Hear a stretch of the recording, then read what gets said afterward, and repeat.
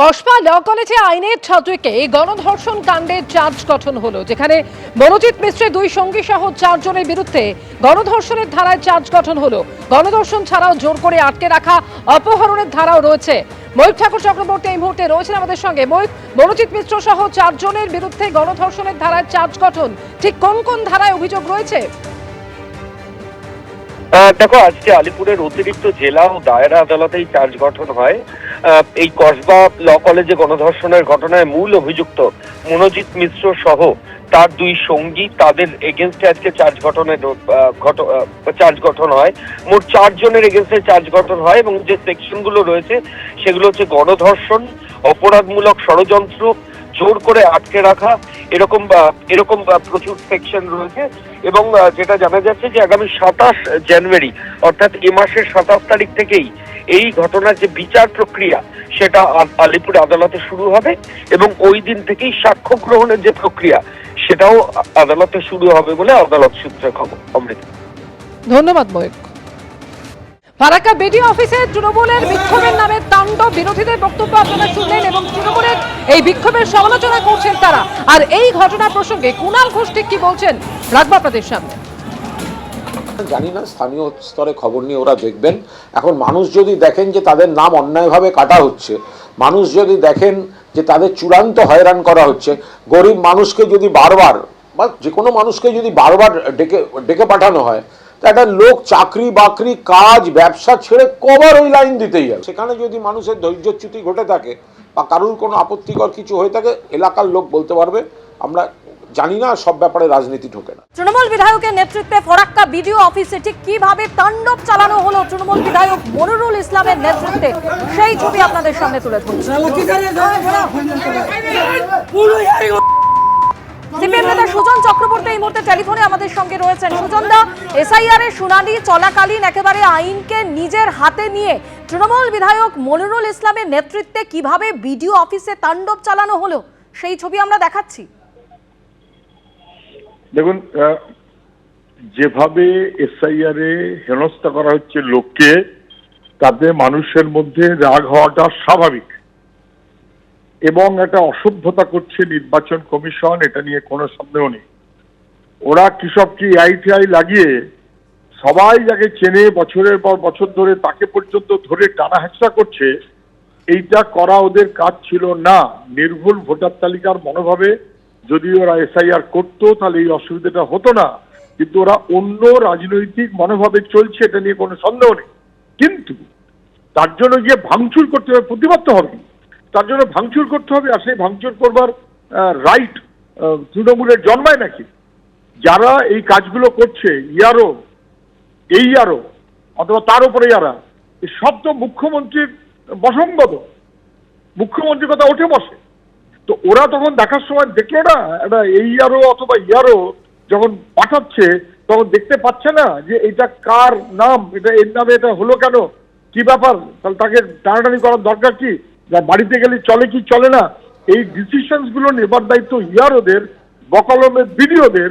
তার মানে বকলমের তৃণমূলের ব্লক সভাপতি, বিডিও তো তৃণমূলের ব্লক সভাপতি কথায় ওঠে আর বসে, নাচে। পুলিশ এবং বিডিও তো তৃণমূল চালাচ্ছে। তাহলে ইয়ারোর নাম করে সে নির্বাচন কমিশন, কিন্তু বিডিওর নাম করে সে তো মমতা ব্যানার্জির বাহিনী। ফলে মমতা ব্যানার্জির বাহিনী এই তালগোল পাকিয়ে দেবার ব্যবস্থা করে দিচ্ছে কিনা এবং তারপরে একটা লড়াই ভাব দেখিয়ে ভোটের ফায়দা তোলার চেষ্টা করছে কিনা, এই প্রশ্নটা মানুষের মধ্যে আসবেই। বিশেষ করে যখন একেবারে স্পষ্টত ভাঙচুর করার মতন জায়গায় যেতে হচ্ছে, নির্বাচন কমিশনের অপরাধে হচ্ছে, আর নির্বাচন কমিশনের আধিকারিক হিসেবে ইয়ারোদের অপরাধে কাজ হচ্ছে। এর দায় তৃণমূলের, এর দায় বিজেপি। আমি যখন নাম শুনছে তখন উনি বলছেন আপনার কিছু লাগবে না, আর রহিমের যখন নাম শুনছে তখন 14 গোষ্ঠীর ওর খতিয়ান চাইছে। এই টিচারিটা নির্বাচন আর ফারাক্কার মানুষকে বাঁচাতে গিয়ে যদি গুলি খেতে হয়, মনিরুল ইসলাম আগে গুলি খাবে। এই যে আন্দোলন চলছে, এই আন্দোলনে যদি আমরা সুরাহা না পাই, এই যে ধর্ণা লাগলো, একটিও কাগজ আমরা দেখাবো না। কংগ্রেস নেতা অধীর চৌধুরী এই মুহূর্তে টেলিফোনে রয়েছেন আমাদের সঙ্গে। অধীর দা, ফারাক্কা বিডিও অফিসের ছবি আমরা দর্শকদের সামনে রেখেছি, যেখানে তৃণমূল কর্মীরা বিক্ষোভের নামে একেবারে তাণ্ডব চালালো এসআইআর এর শুনানি প্রক্রিয়া চলাকালীন, আর গোটাটাই ঘটলো তৃণমূল বিধায়ক মনিরুল ইসলামের নেতৃত্বে। একদম তৃণমূলের একটা গোটা গেম, মুখ্যমন্ত্রী মমতা ব্যানার্জির নির্দেশে এগুলো হচ্ছে। পশ্চিমবঙ্গে নির্বাচন কমিশনের কাজকে ত্বরান্বিত করতে, আরো সুবিধা এবং মদক জোগাড় করতে মমতা ব্যানার্জি সরকারের 88,000 বিএলও নিয়োগ করা হয়েছে। বিডিও কারা, এসডিও কারা, ডিএম কারা, এআরও কারা, তারা তো সব সরকারি দলের অর্থাৎ সরকারি কর্মচারী, তারা তো এই সরকারের কর্মচারী। আপনারা নিশ্চয় লক্ষ্য করেছেন, যখন তারা প্রথম অবস্থায় শুরু যখন হচ্ছিল তখনই মমতা থ্রেট দিল তাদেরকে যে মনে রাখবেন যে নির্বাচন কমিশন চলে যাবে, আমি কিন্তু থাকবো, আমি বুঝে নেবো, মনে করে দেখো। তারপরে তারা যখন মমতা ব্যানার্জির সরকারের পক্ষ থেকে বিএলও হয়ে কাজ করলো, যখন দেখা গেল যে ভারতবর্ষের অন্য রাজ্যের তুলনায় পশ্চিমবঙ্গে ভোট বাদের সংখ্যা কম, ডিভিশনের সংখ্যা কম, তখন মমতা ব্যানার্জি দেখি তাহলে আমার তো বাজি খেললো না, প্রথমে এসআইআর করতে দেবো না, তারপর রক্তগঙ্গা বইয়ে দেবো, তারপর সব রকমের সহযোগিতা করা হলো। এবং মুখ্যমন্ত্রীরা বললো যে আমি কেন্দ্রের সঙ্গে সহযোগিতা করবো, নির্বাচন কমিশনকে এই পশ্চিমবঙ্গে কেউ কোনো বাধা দেয়নি, কিন্তু মুখে বড় বড় বাধা লাগলো, কেউ কোনো বাধা দেয়। সব কাজ হয়ে যাওয়ার পর যখন বিয়ের পাতে আর কিছু নেই, যখন বিয়ের পাতে কিছু নেই, সব খাওয়া দাওয়া হয়ে গেল, অন্তিম চরণে পৌঁছে গেছে, তখন এখানটায় এই নেতাকে নিয়ে একটা হাওয়া চলছে মমতা ব্যানার্জি যেমন করে যে তিনিই সবাইকে রক্ষা করবেন। আচ্ছা, বিএলও গুলো কার কথা উঠাপাতা করছে? পশ্চিমবঙ্গ সরকার কেন ভ্যালিড কাগজপত্র দিচ্ছে না? জন্ম সার্টিফিকেট পশ্চিমবঙ্গ সরকারের হাতের মধ্যে, ডোমিসাইল সার্টিফিকেট পশ্চিমবঙ্গ সরকারের হাতের মধ্যে, এক্ষুনি মনে করে এক্ষুনি দিতে পারে। তাদের ডিএম থেকে নির্দেশ কেন দিচ্ছে না? ডিএম তো সরকারের কথা উঠাপাতা করবে, বিএলও, এআরও সব সরকারি আজকে এই তৃণমূল সরকারের তারা কর্মচারী, তাদেরকে মেরে ভয় দেখিয়ে তারা যেটা বাঁচাতে চাইছে সেটা হচ্ছে এই যে দেখো আমরাই তোমাদের জন্য লড়ছি, অথচ কিন্তু এই সরকার সব থেকে বেশি এসআইআর কে মদত করেছে। হ্যাঁ, কসবা ল কলেজে আইনের ছাত্রীকে গণধর্ষণ কাণ্ডের চার্জ গঠন হলো, যেখানে মনোজিৎ মিশ্রের 2 সঙ্গী সহ 4 জনের বিরুদ্ধে গণধর্ষণের ধারায় চার্জ গঠন হলো। গণধর্ষণ ছাড়াও জোর করে আটকে রাখা, অপহরণের ধারাও রয়েছে। ময়ূর ঠাকুর চক্রবর্তী এই মুহূর্তে রয়েছেন আমাদের সঙ্গে।